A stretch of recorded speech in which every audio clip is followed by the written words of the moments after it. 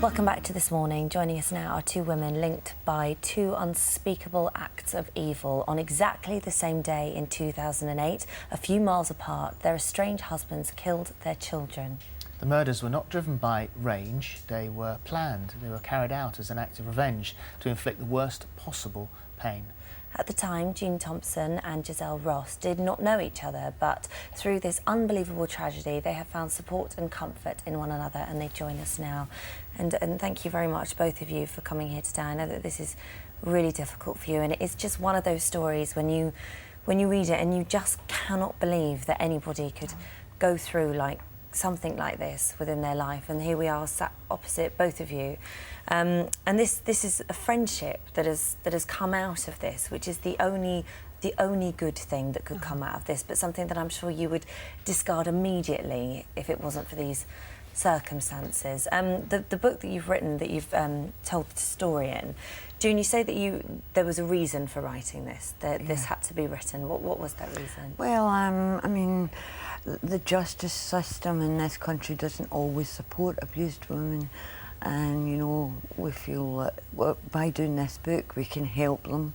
Yes. Well, your stories are linked by this impossible to imagine horror that you've gone through, and June, we'll start with you, because you lived for 27 years with Robert Rab Yeah.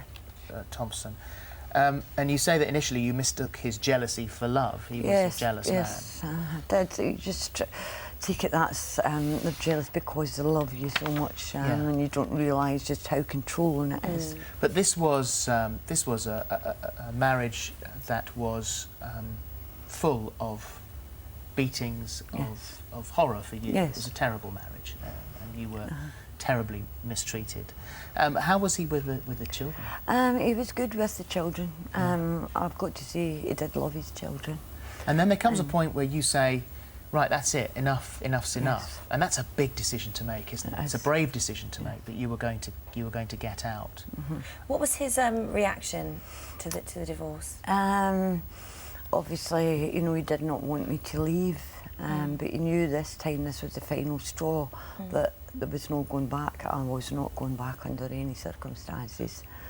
So what was the arrangements with the children? I mean, you did want them to have their father in their life. They were fine with that, but what was the arrangement? The day before the children were murdered, we went to court, and you know, he got access to the children, and on the Saturday that he killed them was the first day that he had, you know, I had to go and give the children to him.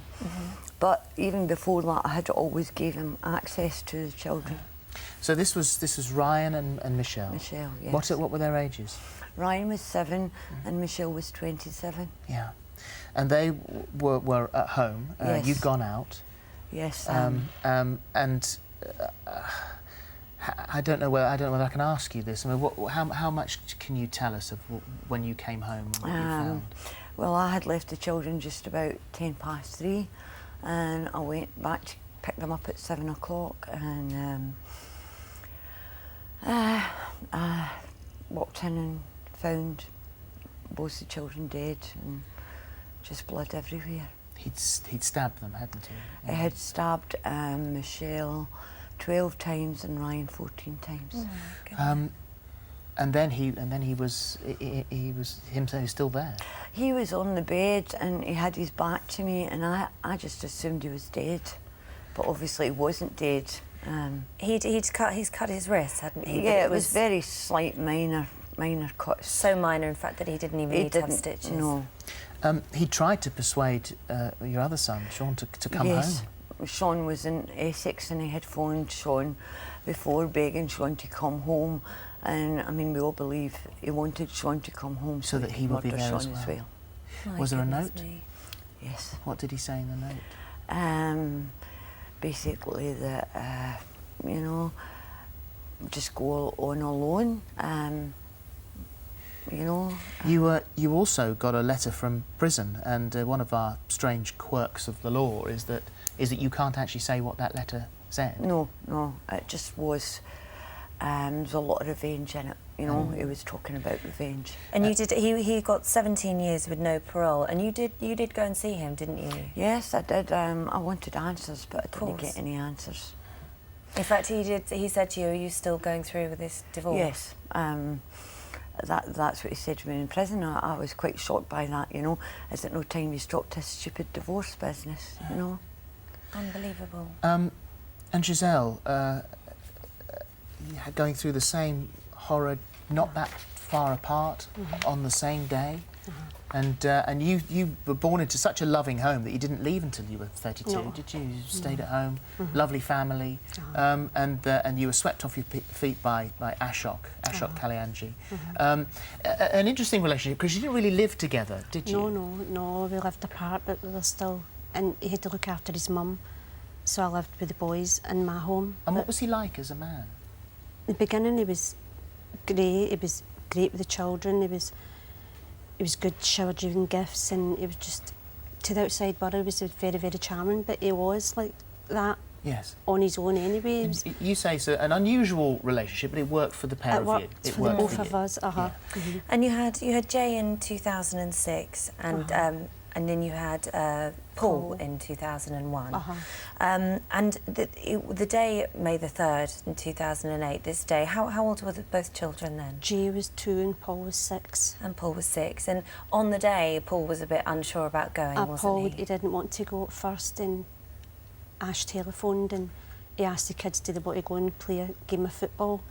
And Paul didn't want to go. Paul said, no, I want to stay with my mummy. And then he says, well, if you come with Daddy, I'll give you £10 and you can buy yourself a toy. So Paul, being the typical boy, Spider-Man daft, he would, I'll just buy myself a Spider-Man toy, Mummy, and he bribed Paul to go. What was the state of your relationship at that stage? Where had you got to? Well, the relationship started to go downhill after I was expecting with Jay, because he denied all knowledge that Jay was his son, and he put me through, made me do the DNA test to prove that Jay was his son, and he didn't take to Jay really as much as he took to Paul, and it hurted me so much that the two boys should be loved equal, but the relationship, but I still didn't stop seeing him from the boys, not one day, saw the boys every day, but we were just living separate lives, but he's still part of the boys' life. You got a phone call on that day, didn't you? What did he say? Yes, he just telephoned me and his voice just changed. It wasn't him on the phone, he just says, you'll regret everything you did to me in life, and asked, what have I done? I didn't do anything wrong. And he said, well, they just cut the phone off, and that was it. His phone was switched off, and I just knew something was wrong, because I couldn't hear the boys in the background. And well, you went straight to the police, didn't you? I went straight to the police. Well, I searched around first. I looked in the park first, because he took the footballs with the boys, and I searched in the park and he wasn't there, and that's when a panic set in, that I thought he just basically took the boys and left the country or something with the boys with his mum. But when I saw his mum, but I went to the police and just reported him. The police say that sadly, even if they'd handled things differently, because you say you wish they treated it a little more seriously, it was sort of put on the back burner as a low priority case, that things wouldn't have changed. What comes next is so horrible. How much do you want to say? Oh, I'm fine. What happened? Well, they took the boys up to the hills, like a beauty spot, and he left a dictaphone. He left messages on saying what he was going to do in his own language, at Punjabi. He left it, but he didn't want the boys to hear, and he was saying to the boys, this is your last day, and you're my sons, and you're coming with me, and you'll be with me forever, and just silly things like that. So he was saying that, and they couldn't understand. They couldn't understand, and he was speaking to the boys and saying, Daddy's going to play a good game today, babies, and the boys must have been excited, and then he stabbed the two boys, and I also bought a petrol can, and he put petrol over their bodies and tried to set the can on fire. And he failed to kill himself, which I think was the intention, wasn't it? I don't think he really intended to do himself. It was just. And he got 17. Was it 21? 21 years, because it was Rab that got the 17 years, wasn't it? Which is 8.5 years you say, to put it coldly, 8.5 years per child. Yes. What do you think of the sentence?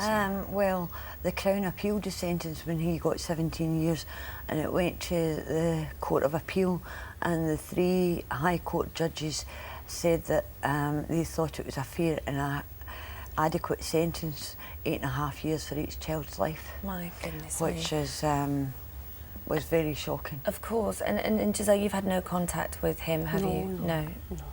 No. Not at all. What do you want to say? I mean, you've come on here because you do have a message. There are things that you want to say. What do you want to say? Just to let people know that in some women's cases, they don't actually know what kind of people they are living with.